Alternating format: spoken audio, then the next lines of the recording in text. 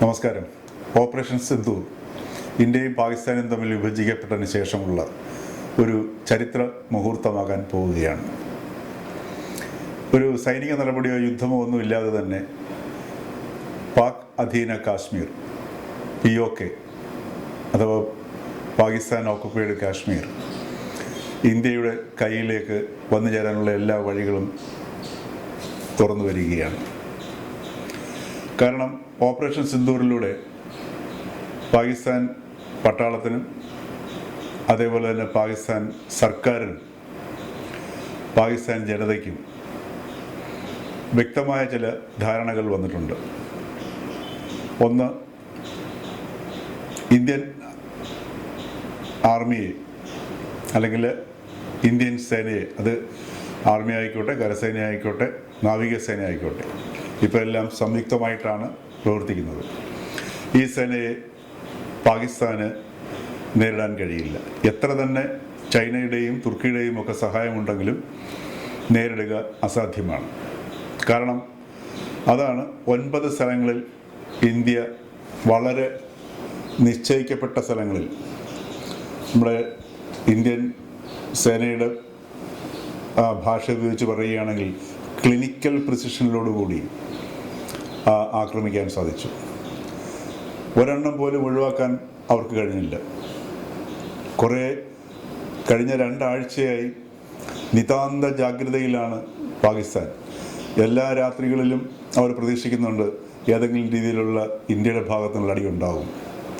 എന്നിട്ട് പോലും, അങ്ങനെ കാത്തിരുന്നിട്ട് പോലും ഒരു സ്ഥലത്തേക്കുള്ള നമ്മളുടെ ആക്രമണം പോലും അവർക്ക് ഒഴിവാക്കാൻ കഴിഞ്ഞില്ല എന്നുള്ളത് പാകിസ്ഥാൻ സേനയുടെ ദൗർബല്യവും അതോടൊപ്പം തന്നെ ഇന്ത്യൻ സേനയുടെ മികവുമാണ് കാണിക്കുന്നത്.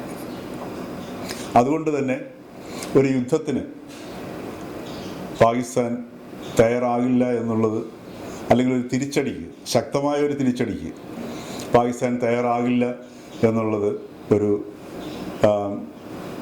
വളരെ മിതമായ യുക്തിയിൽ ചിന്തിച്ചാൽ മനസ്സിലാകുന്ന കാര്യമാണ്. മറ്റൊന്ന്, പാക് ജനതയ്ക്ക് മനസ്സിലായ കാര്യം, പാക് ജനതയോട്, പാകിസ്ഥാനിലെ ജനതയോട് ഇന്ത്യക്ക് യാതൊരു വിരോധവുമില്ല, ഒരു വിദ്വേഷവുമില്ല. അവരെ ദ്രോഹിക്കണമെന്ന് ഇന്ത്യക്ക് യാതൊരു ആഗ്രഹവുമില്ല എന്നുള്ള വസ്തുത കൂടി ഈ ഓപ്പറേഷൻ സിന്ധൂറിലൂടെ വ്യക്തമാക്കിയിരിക്കുന്നു. കാരണം തീവ്രവാദ പരിശീലന കേന്ദ്രങ്ങൾ മാത്രം ലക്ഷ്യമാക്കിയാണ് നമ്മൾ ആക്രമണം നടത്തിയിരിക്കുന്നത്. അതുപോലെ തന്നെ മറ്റൊരു കാര്യം, തീവ്രവാദികൾക്ക് ഇനി എങ്ങും ഒളിച്ചിരിക്കാൻ സാധ്യമല്ല.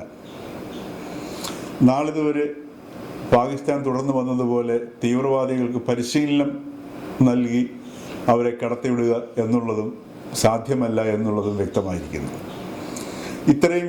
ഇത്തരത്തിലുള്ള ചില ധാരണകൾ പാക് ജനതയ്ക്കും ഭരണകൂടത്തിനും സൈന്യത്തിനും ഓപ്പറേഷൻ സിന്ധൂറിലൂടെ മനസ്സിലായിരിക്കുകയാണ്. ഇതിനു പുറമെ എങ്ങനെയാണ് ഈ POK നമ്മളുടെ കയ്യിലേക്ക്, അല്ലെങ്കിൽ ഇന്ത്യയുടെ കയ്യിലേക്ക് വലിയ ഒരു ബുദ്ധിമുട്ടില്ലാതെ വന്നു ചേരുക എന്നുള്ളത് നോക്കാം. കാരണം ഇന്ത്യ ശരിക്കും പാകിസ്ഥാനെതിരെയുള്ള യുദ്ധം ആരംഭിക്കുന്നത് ഇൻഡസ് റിവർ ട്രീറ്റി, അതായത് സിന്ധു നദി കരാർ മരവിപ്പിച്ചതോടെയാണ്. സിന്ധു നദി കരാർ മരവിപ്പിച്ചതോടെ പടിഞ്ഞാറ് ഭാഗത്തുള്ള 3 നദികൾ, ചനാബ്, ചലം തുടങ്ങിയിട്ടുള്ള നദികളിലൂടെയുള്ള ജലപ്രവാഹം, അല്ലെങ്കിൽ പാകിസ്ഥാനിലേക്ക് ഒഴുകുന്ന ആ നദിയിലെ പ്രവാഹം തിരിച്ചുവിടും എന്നുള്ള ഒരു പ്രഖ്യാപനമാണ് ആ കരാർ മരവിപ്പിച്ചതിലൂടെ സംഭവിച്ചത്. അതേസമയത്ത് തന്നെ ഇത് പെട്ടെന്നൊന്നും സാധ്യമാകില്ല, 7-8 വർഷമെടുക്കും ഈ ഒരു നദീജലം ഇന്ത്യയിലേക്ക് തിരിച്ചുവിടാനുള്ള പ്രവൃത്തികൾ പൂർത്തിയാക്കണമെങ്കിൽ എന്നൊരു ധാരണയുണ്ടായിരുന്നു. ആ ധാരണയും ഏതാനും ദിവസങ്ങൾക്കുള്ളിൽ, നമ്മുടെ ഓപ്പറേഷൻ സിന്ധൂറിന് മുമ്പ് തന്നെ ആ ധാരണ തെറ്റാണെന്ന് പാകിസ്ഥാനെ ബോധ്യപ്പെടുത്തി കൊടുത്തു.